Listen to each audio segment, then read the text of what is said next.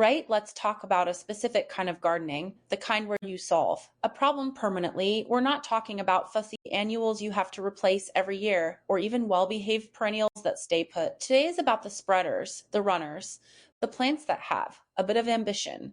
Now, for some people, the word spreader is a red flag, and I get it. Put the wrong one in the wrong place, and you've got a battle on your hands, but put the right in the right place, you've just solved a huge garden headache for good. Think about that bare patch under, a tree where grass won't grow, or that long, boring fence line that needs filling, or a bank that's a pain to mow. These are jobs for spreading perennials. The trick is choosing the right ones, plants that are beautiful, reliable, and maybe a little bit uncommon. This isn't about thugs, it's about tough, self-sufficient plants that create living carpet, tapestry of foliage and flowers that you plant once this June, and then you just let them get on with it. It's a different mindset. It's about working with plants' nature, not fighting it. It's planting for keeps. So I've pulled together 11 of my absolute favorites for this job. Some are for shade, some for sun, but they all share that brilliant, unstoppable quality. They just want to grow. And if you've got space to fill, that's exactly what you need. Let's get into them. First up is a real gem for the end of the season. This is Plumbago. Not the tropical vine you might be thinking of, but hardy perennial ground cover. Its proper name is Ceratostigma plumbaginoides, and honestly, it's one of the most underrated plants out there. Through summer, it forms this lovely, dense mat of glossy green leaves. It's nice enough, but the magic happens in late August and September. Suddenly, it's covered in these flowers of the most intense cobalt blue. You just don't see that color often in the garden, especially not that late in the year. Bees go absolutely mad for it. But that's only half the story. As the flowers are still going, the foliage starts to turn fiery shades of red and bronze. The combination of the blue flowers against the red leaves is just spectacular. The one thing you have to know is that it's incredibly late to wake up in spring. You'll think it's dead. Seriously. Everything else will be up and growing, and you'll just have bare patch. Don't panic. Don't dig it up. Just be patient. By June, it'll suddenly burst into life and cover that ground before you know it. It's true problem solver for sunny, well-drained spot. Now for the other end of the spectrum, dry shade, the two words that strike fear into most gardeners. But this is where Barrenwort or Epimedium absolutely shines. There is no tougher plant for that horrible root-filled, dry soil under a big maple or an oak tree. It's true survivor. In early spring, before the leaves even fully emerge, it sends up these wiry stems with the most delicate, intricate flowers. They look like tiny orchids or columbines, honestly. Some people call them fairy wings, which is just perfect. You have to get down on your hands and knees to really appreciate them. The one mistake people make is not giving it haircut. In late winter, before the new growth starts, you must cut all the old, tatty foliage right to the ground. If you don't, the new flowers get lost in last year's mess. It's a 5-minute job that makes all the difference. After flowering, the new foliage emerges, often with beautiful bronze or red tints before settling into tough, leathery green for the summer. It spreads slowly but surely by rhizomes, forming dense, weed-proof mat where absolutely nothing else would dream of growing. It's not flashy, but for solving the impossible, it's champion. Let's talk about a classic and one that engages more than just your eyes. This is Sweet Woodruff, Galium odoratum. You'll often find this in very old gardens, and for good reason. It forms a perfect, delicate-looking carpet in shady, even damp, shady spots. The leaves are arranged in these lovely little whorls around the stem, and in spring, it's covered in a haze of tiny, star-like white flowers. It looks incredibly gentle, but it's determined spreader. The real secret, the thing most people don't realize, is its scent.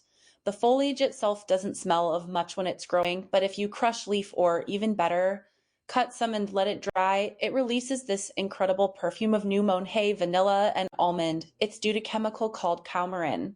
For centuries, people used it to scent linens or as potpourri. It's also the traditional flavoring for German May wine or Mabel. You steep the pre-flowering shoots in white wine. It's absolutely delicious. So not only is it brilliant problem-solving ground cover for shade, it's also a plant with rich history you can taste. It's real piece of living history for the dark corners of your garden. Okay, let's move into late summer and autumn.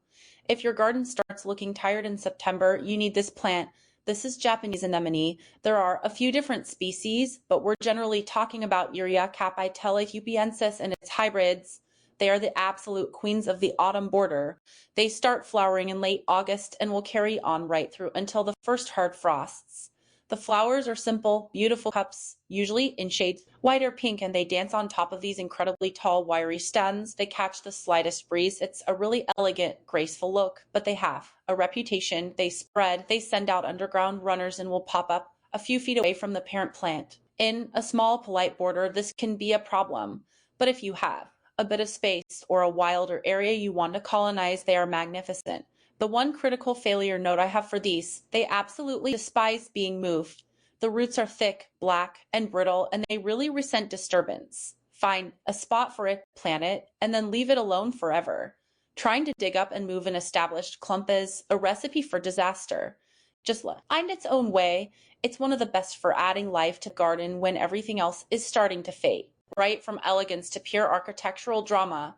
This is the Ostrich Fern Matutia Struthiopteris. If you want to create a lush, primeval, almost jungle-like feel in a damp, shade part of your garden, this is your plant. It is magnificent. In spring, it sends up these tightly coiled croziers or fiddleheads that look like the scroll of a violin. They are fascinating to watch as they unfurl into huge, arching bright green fronds that can 3 or 4 feet tall. They look like giant shuttlecocks. It is a proper statement plant, and it spreads. Oh boy, does it spread. It sends out underground rhizomes that can travel quite a distance with new ferns popping up all over the place. This is not a plant for a small space. This is for colonizing a woodland edge, the bank of a stream, or a boggy area where you want a bold, dramatic effect. It provides incredible cover for wildlife like frogs and toads. The only thing it really demands is consistent moisture.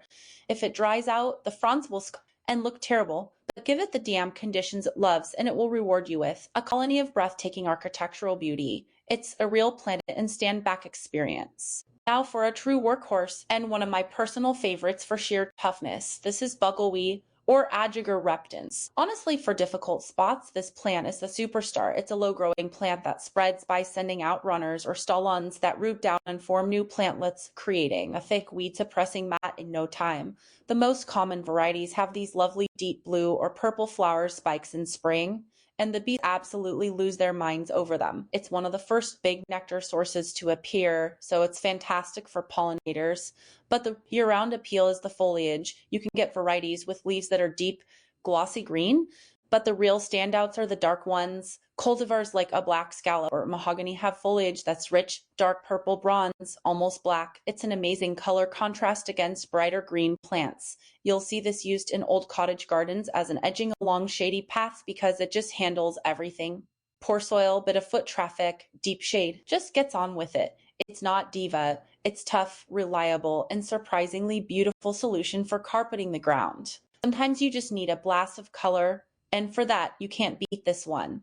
This is Golden Creeping Jenny, Lysomation Amelia aurea.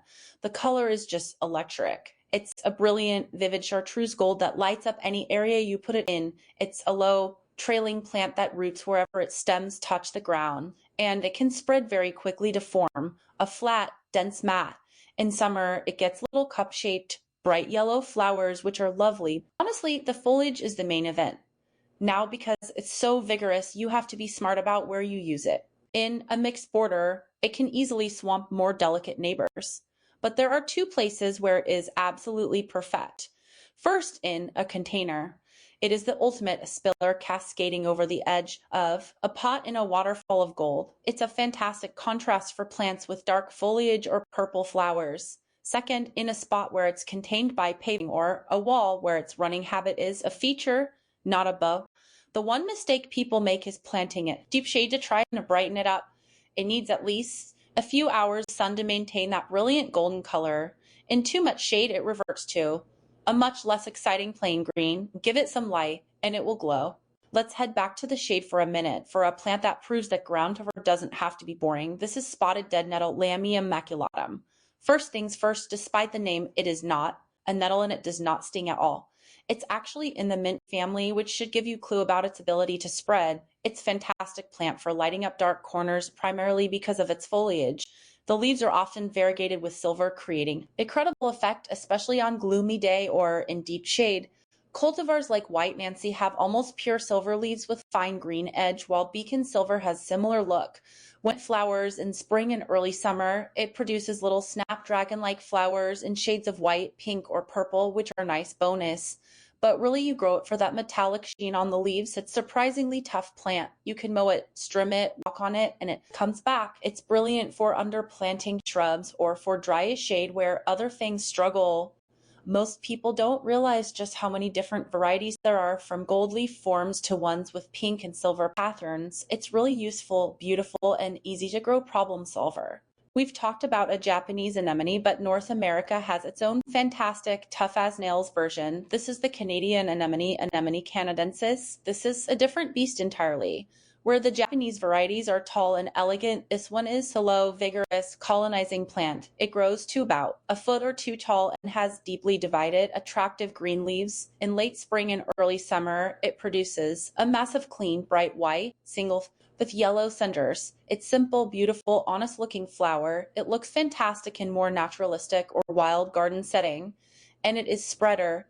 It runs aggressively via rhizomes and will fill large area very quickly. This is absolutely not plant for small, tidy, well-behaved perennial border. You will live to regret that decision. This is the plant you use when you want to turn large, difficult bank into sea of white flowers. It's the one you use to outcompete weeds in rough part of the garden. It's native powerhouse that provides great early pollen for native bees. You just have to respect its vigor. Give it room to roam, and it will create beautiful, low-maintenance, self-sustaining community of plants. It's the definition of one-time planting solution. Okay, let's talk about one that is both famous and infamous, Lily of the Valley Convallaria Mad-Jollies. The first thing that comes to mind is the scent.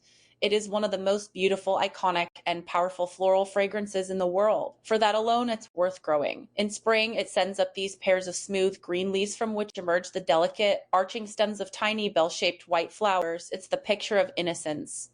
But don't be fooled. This is tough. It is aggressive, and every single part of it is poisonous, so be careful with pets and children. You'll often see it thriving in the forgotten, shady corners of very old gardens, forming a dense carpet where nothing has touched it for 50 years. That's its power and its purpose. It will grow in deep, dry shade under trees where other plants just give up. The key is to plant it where its relentless spread is a virtue. The classic spot is in the narrow bed between a house foundation and a paved path. It can't escape. It just fills the space with its beautiful leaves and that unforgettable perfume in May. Don't plant it at the edge of a lawn or a woodland because it will just keep going. It's perfect plant, but only in the perfect place. And finally, the one you've either been waiting for or dreading. Let's talk about goutweed, specifically variegated goutweed, Epimedium podagraria variegatum. This is without a doubt one of the most hated plants in gardening. It is incredibly invasive. The roots or rhizomes are brittle and white, and every tiny piece left in the soil will regrow. It is the definition of indestructible. So why on earth am I recommending it?